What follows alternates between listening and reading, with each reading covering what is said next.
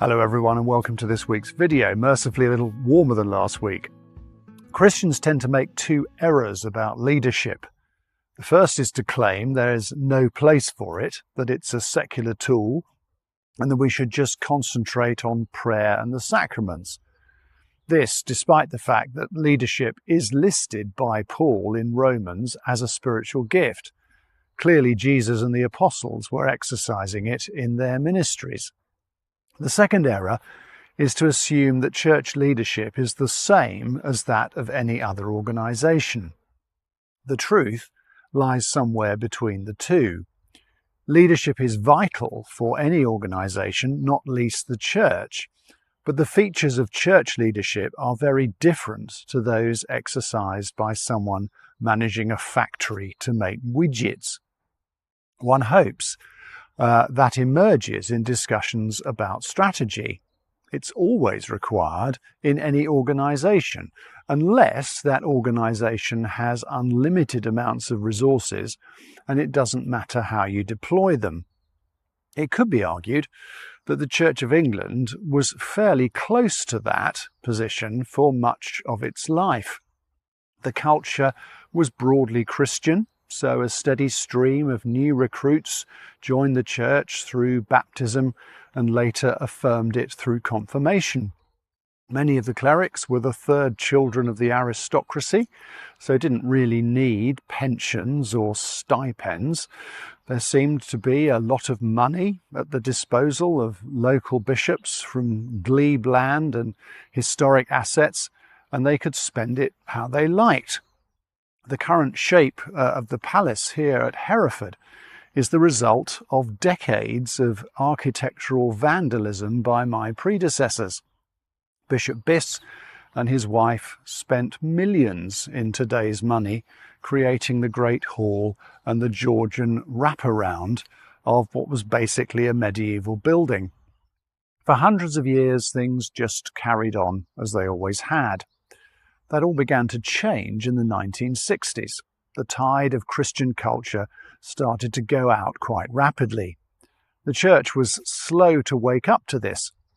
Indeed, rather than a confident apologetic about the truth of the faith in the face of secularism, we probably accelerated the decline by embracing a now discredited uber-liberal theology that fatally undermined confidence in the supernatural and God's revelation in Christ. Up until the early 80s, things were in a slow downward decline, but at least we still represented the nation demographically. There was no difference between the average age of an Anglican and that of the wider population. Sunday trading and Sunday sport put an end to that. Since that got going, there's been a growing gulf. Now the average Anglican is 62 against a population with an average age of 47, and it continues to get worse. We still have the echoes of a civic role, but the civic services I go to these days rarely have more people in attendance than those who have to be there. Against that backdrop, we clearly can't continue to be the same church we were even 50 years ago.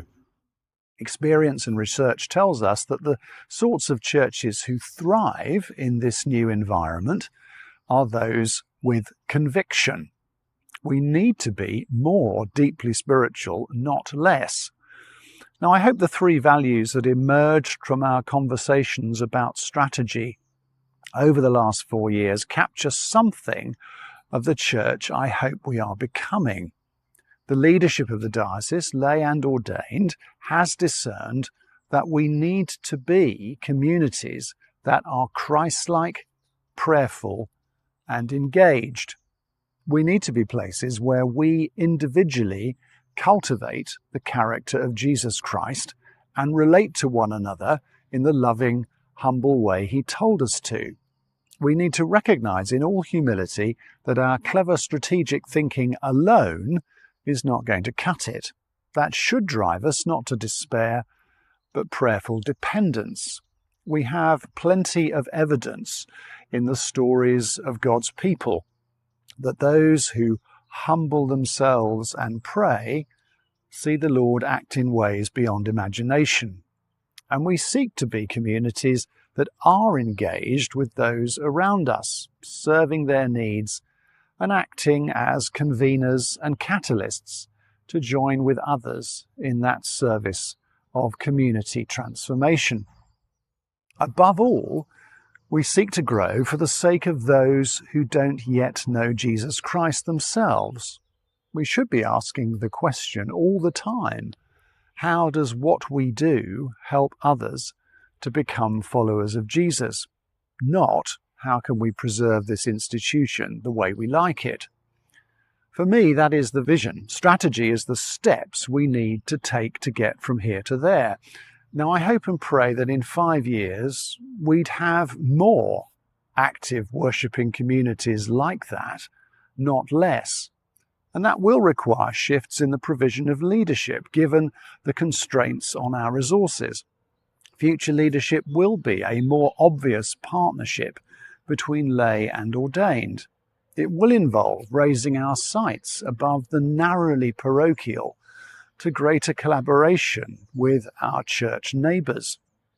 Finally, it will require all of us to be part of the evangelistic task, according to the gifts and personality type God has given us. Many people in our culture are saying we are the generation of leaders that will simply watch the tide go out. Our vision and strategy is about what we need to do in the power of the Spirit for that not to be the case. Because Christ has died, Christ is risen, and Christ will come again.